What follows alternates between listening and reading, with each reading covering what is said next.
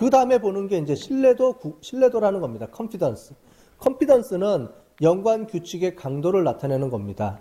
뭐냐면 선택 항목 A를 포함하는 거래 중에서 후행 항목 B가 포함될 거래의 비율을 나타냅니다. 즉 A를 구매한 경우에 이 중에서 얼마나 항목 B를 구매할 것인지를 나타내는 겁니다. 즉 값이 클수록 A 구매 시 B 구매율이 높습니다. 자, 그런데 잘 보시면 이거 있어요. 신뢰도는 위에가 뭐였어요? 서포트죠. 서포트 중에 A를 구매한 거에 대한 비율입니다. 자, 뭐냐면 잘 보시면 숫자를 잘 보세요. 잘 보시면 지지도는 전체 중에 얘가 구매한 확률을 나타내 주는 거고요. 전체 중에.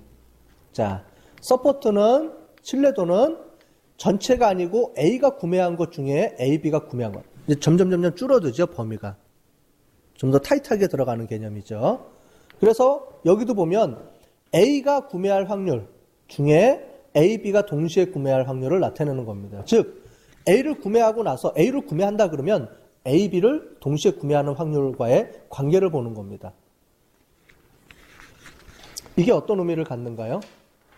그냥 전체 중에 A, B를 구매하는 것보다 실제로 A를 구매했을 때 그러면 B가 따라 구매되는 확률이 나오는 거죠.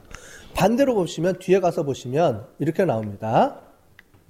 소주를 구매했을 때 콜라를 구매하는 비율 보시면 이거는 우리가 아까 전에 봤던 서포트입니다. 서포트고요. 얘는 소주를 구매할 확률입니다. 소주는 전체 6개 아이템 중에 5개가 소주를 구매했는데 그 중에 소주와 콜라를 동시에 구매한 거는 6개 중에 2개입니다. 그러니까 5분의 2겠죠, 실제로는. 그래서 컨피던스는 0.6이 나옵니다. 그 다음에 콜라를 구매했을 때 소주를 구매하는 건 어떻게 돼요? 콜라를 구매했을 때 소주를 구매하는 거는 서포트가 0.05인데 콜라는 6명 중에 5명이 구매를 했는데 실제로는 6명 중에 2명이 소주 콜라를 동시에 구매했습니다. 컨피던스가 0.75 높아졌죠. 콜라하고 맥주도 마찬가지입니다. 자, 앞에서 신뢰도는 A, B나 B, A나 상관이 없어요. 그거를 따지지는 않아요. 즉 A, B가 동시에 같이 장바구니에 담았을 확률을 나타내는 게 서포트, 지지도의 의미고요. 신뢰도는 동시에 구매한 게 아니고 그러면 A를 구매했을 때 B가 구매되는 게 맞아? B가 구매됐을 때 A가 구매되는 게 어떤 연관성이 있지라고 보는 게 신뢰도입니다. 그렇게 봤을 때 두 가지 중에 어떤 거를 먼저 나중으로 놓고 우선순위를 놓고 쭉 구하게 됩니다. 그랬을 때 보면 소주를 샀을 때 콜라를 구매하는 것보다는 콜라를 사면 소주를 구매하는 의미가 더 크다는 거죠. 실제로. 그 다음에 콜라 맥주도 나오고요. 맥주 콜라를 보면 맥주 산 사람들은 컨피던스가 1이 나오죠. 이 얘기는 무슨 말이에요? 맥주 산 사람들은 무조건 다 콜라를 구매한다는 거예요. 100%. 맥주만 구매하면 무조건 콜라를 구매한다는 얘기죠. 위에는 소주를 구매한 사람들은 콜라를 구매할 확률이 60% 정도뿐이 안 된다라는 거죠. 자, 신뢰도는 서포트보다는 조금 높게 책정할 수가 있겠죠. 그래서 신뢰도 기준을 봤더니 최소 신뢰도를 우리가 0.75로 봤습니다. 그러면은 요 한 개가 빠지게 되겠죠. 그러면 소주 콜라를 구매한 이거를 가지고 이제 세 가지를 이용을 해서 뭘 이제 나중에 또 분석을 하게 되냐면 리프트라는 걸 또 계산하게 됩니다. 자, 리프트를 한번 구매를 해볼까요? 향상도라는 건 뭐냐면 실제 거래 발생 확률을 이제 각 아이템이 독립적으로 나올 경우에 비례해서 하게 되는 겁니다. 뭐냐면 만약에 두 개가 연관성이 없이 단독으로 맥주를 구매했을 때 그러면 어떻게 되느냐? 단독으로 구매했을 때하고의 관련성을 보게 되는 겁니다. 즉 이거는 항목 A와 B가 구매 패턴이 서로 독립적인지 상관성이 있는지를 보는 겁니다. 즉 뭐냐면 맥주를 사고 콜라를 단독으로 샀을 때 따로따로 샀을 때에 비해서 이 두 가지를 동시에 산 확률적으로 그게 얼마나 연관성이 있지라고 보는 겁니다. 보면 나오죠. 그래서 확률 A와 확률 B분의 A, B가 나옵니다. 근데 이거는 앞에 나온 서포터를 컨피던스라고 보게 되면 위에 보면 컨피던스의 그 확률 B를 다시 해주게 되는 거예요. 자, 그래서 B가 구매될 확률분의 항목 A가 구매된 이후에 항목 B가 구매될 확률이라는 거를 이용할 수가 있고요. 전체적으로 보면 이 의미고요. 그랬을 때 보시면 1 이상이 되면 1이면은 두 품목이 서로 독립적이다라는 거고요. 1 이하면 서로 구매를 안 한다는 거예요. 얘가 구매가 되면 얘는 오히려 안 하게 된다는 얘기예요. 서로 두 구매나 상반적인 관계를 갖는다는 겁니다. 리프트 1 이상이면은 서로 같이 구매가 된다는 얘기예요. 확률 모형에 의해서 그렇습니다. 즉 뭐냐면 A가 구매되고 B가 구매됐는데 A, B가 동시에 구매되는 게 같다 그러면 서로 별로 의미가 없다라는 얘기예요. 독립적이다. A랑 B랑 동시에 구매하는 거는 의미가 없다라는 얘기가 되는 겁니다. 자, 그래서 리프트를 계산해 보면은 맥주하고 콜라를 구매한 거를 쭉 보시면 지지도 여기 보면 나오게 됐죠. 컨피던스에다가 서포트 B를 해주면 되겠습니다. 그래서 콜라하고 소주 보시면 0.9. 이건 오히려 반대가 되는 거죠. 그죠? 그래서 지지도는 보통 향상도는 리프트 1 이상이 돼야 되는 겁니다. 이렇게 봤을 때 콜라 맥주를 보게 되면 1.5가 나오죠. 즉 콜라를 구매하게 되면 맥주를 구매한다라는 이 얘기는 맥주를 단순하게 구매를 한 사람들에 비해서 콜라를 구매한 사람들은 맥주를 구매하는 게 1.5배가 더 높다라는 얘기예요. 그냥 단순히 가서 맥주를 구매한 사람보다는 콜라를 사면서 맥주를 구매하는 사람들은 콜라를 사면 무조건 거의 맥주를 1.5배 이상의 확률적으로 더 구매를 더 하게 된다는 거죠.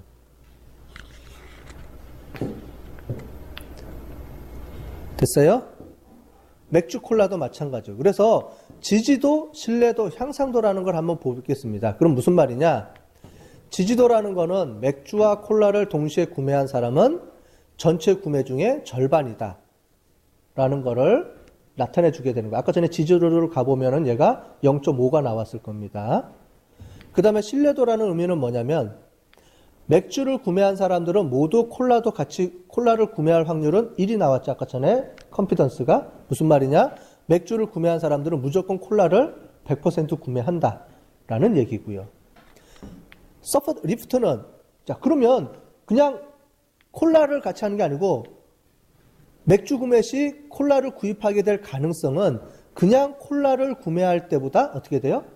1.5배 이상 더 향상이 된다라는 것을 의미하게 되는 겁니다.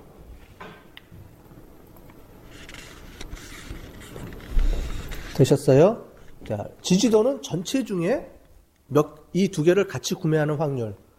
신뢰도는 A를 구매했을 때 B를 구매할 확률. 리프트는 단순하게 A를 구매할 때보다 A를 구매했을 때 B를 구매할 확률이 상대적으로 1.5배가 더 높다. 이 얘기입니다. 되셨어요? 이 세 가지 기준을 가지고 그래서 제일 처음에 지지도는 몇 퍼센트, 지지도가 제일 낮겠죠. 전체 구매 비율 중에 하는 거니까. 그래서 전체 구매 비율 중에서 지지도는 몇 퍼센트 이상, 신뢰도는 몇 퍼센트 이상, 그 다음에 향상도는 또 몇 퍼센트 이상. 리프트는 무조건 1 이상입니다. 1 이상. 이렇게 해가지고 이 기준을 따라가지고 어떻게 되면 됩니까? 리프트가 제일 높은 순위로 쭉 솔팅을 하면은 가장 강력한 지식이 추출이 되겠죠? 그죠? 그거를 가지고 여러분들이 실제로 의사결정을 해주게 됩니다. 그러면 뭐라고 그렇게 얘기가 나오죠. 왜 이렇게 의미가 있을 거냐라고 얘기를 해주게 되는 거죠. 그래서 기저귀를 사는데 맥주를 사더라.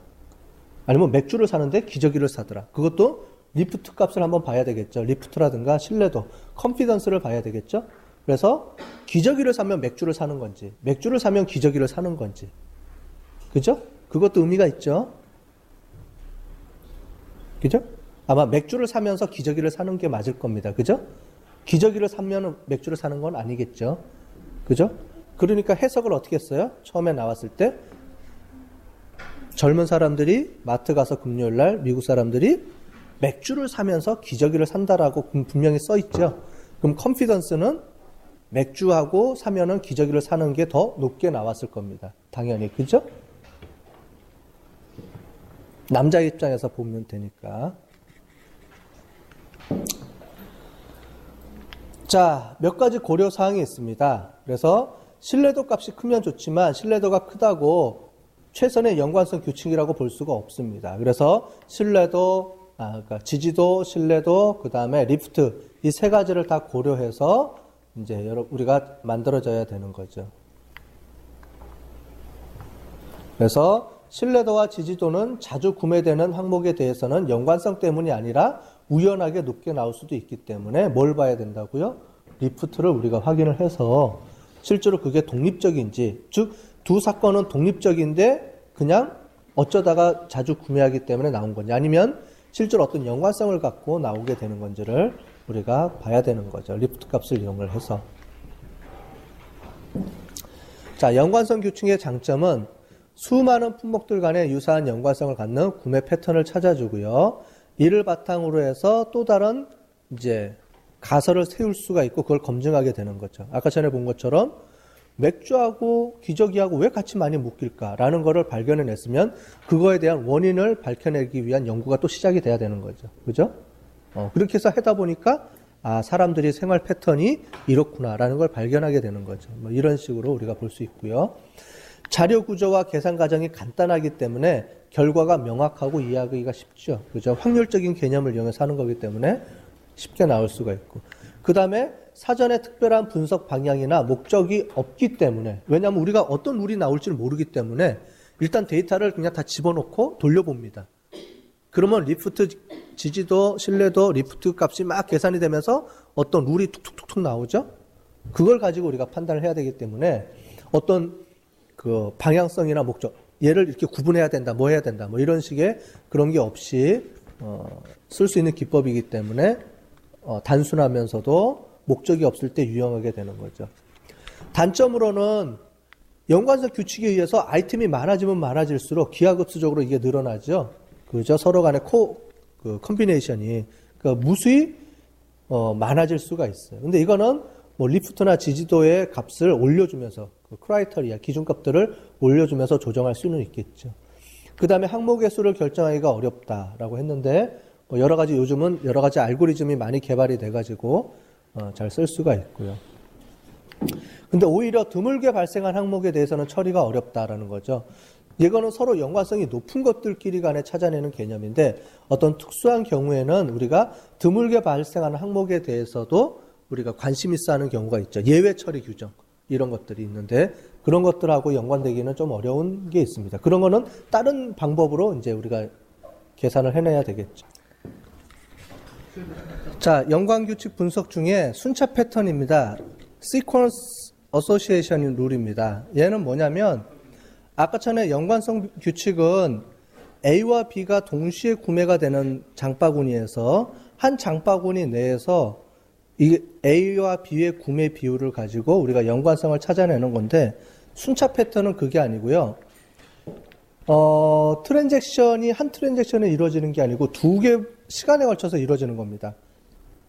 아까 전에는 장바구니에 맥주와 소주를 동시에 구매한 거를 이용을 해서 우리가 연관성을 보는 건데 얘는 그게 아니고 1월 5일 날 와가지고 맥주를 샀어요. 그런데 1월 10일 날 와서 소주를 샀어. 과연 이 관계가 어떤 관계가 있을까? 즉 시간적으로 아까 전에는 연관성 분석은 하나의 장바구니에 동시에 같은 날 사가지고 갔을 때 연관성을 보는 거고 지금 이거는 그게 아니고 일정 시간이 지났을 때 시간적인 어떤 연관성을 가지고 패턴을 보는 겁니다. 즉 A라는 사건이 이루어진 다음에 일정한 기간 후에 다시 B라는 사건이 이루어질 확률을 우리가 나타내 주는 게 순차 패턴입니다. 예를 들면 우리가 웹 디자인을 듣고 웹 프로그래밍을 듣고 정보 시스템 프로젝트를 듣고 이런 식으로 올라와야 되거든요. 순차적으로 보면 매 학기마다. 그 다음에 예를 들면 주가 변동 패턴도 삼성 주가가 상승하면 그거에 의해서 LG 주가가 상승하고 뭐 이런 식으로 상승하는 거. 그 다음에 컴퓨터를 보면은 컴퓨터를 구매하고 나서 일정 시간 후에 또 프린터를 구매하고 일정한 시간 지난 다음에 화상캠 뭐 이런 식으로 어떤 하나가 이루어진 다음에 일정 기간이 지난 다음에 뭐가 이루어지고 이루어지는 이런 걸 우리가 순차 패턴이라고 얘기를 합니다. 뭐 의료진단에서의 질병 발생 순서 패턴도 구할 수가 있고요. 환자 진료에서 진료하고 투약 패턴이 어떻게 연관성이 되는지도 볼 수가 있겠죠. 어떤 약을 먹고 그 다음에 어떤 약을 먹고 뭐 이런 식으로 볼 수가 있겠죠. 예를 들면은 이겁니다. 자, 고객 A를 봤는데 고객 A는 2012년 3월 5일 날 소주를 사고 그 다음에 2012년 3월 9일 날 맥주를 샀고요. 그 다음에 102번 고객은 3월 7일 날 소주, 콜라, 와인을 동시에 사고 그 다음에 소주를 또 하나 사고 그 다음에 며칠 지나서 콜라, 맥주, 주스를 사고 이런 시퀀설 패턴이 존재한다고 했을 때 자, 고객 1번은 소주를 구매하고 일정한 시간 뒤 여기 보면은 대가로가 그겁니다. 한 번에 구매한 거예요. 한 번에 소주를 하나만 사고 맥주를 그 다음에 한 번 사고 102번 고객은 소주, 콜라, 와인을 동시에 사고 그 다음에 소주를 와서 하나 또 사고 그 다음에 콜라, 맥주, 주스를 그 다음에 또 사고 뭐 이런 식의 패턴을 쭉 고른 다음에 여기서의 아까 전에 봤던 지지도 서포트랑 그 다음에 컨피던스, 리프트를 여기서도 이용을 해가지고 하게 되는 거죠. 그러면 소주, 맥주 또는 소주를 샀을 때 콜라, 맥주를 동시에 사는 이 패턴이 의미가 있게 나온다라고 보는 건데 이것까지는 우리가 하지 않겠습니다. 이 시퀀설 패턴까지 하면 여러분들 머리가 터지기 때문에 안 될 것 같아요. 그래서 앞에 것만 하고 이거는 그냥 이런 식으로 앞에 있는 패턴을과 비슷하게 이용을 해서 쓰는데 얘는 시간이라는 거를 이용을 해서 쓰게 된다라고만 이해를 하시면 될 것 같아요. 보통 우리가 웹 패턴 분석할 때도 씁니다. 그래서 사람들이 홈페이지를 방문했을 때 어떤 페이지들을 거쳐서 가는지 이 페이지 클릭하고 그 다음 페이지로 넘어가고 그 다음 페이지로 넘어가게 되죠. 클릭 패턴을 우리가 봤을 때 그 패턴을 우리가 봐서 이제 어떤 좋은 경로를 만들어줘야 되죠. 사용자들이 가장 간단하게 들어갈 수 있는 패턴으로 만들어줘야 구매율이 높아지죠. 그런 패턴을 볼 때 필요하겠죠. 여기 보면 이런 것처럼 뭐 여행 패턴도 있을 거고, 그죠? 사람들의 어떤 순차적인 패턴을 보는 게 여기의 목적입니다. 다양한 방법에서 쓸 수가 있겠죠? 그죠?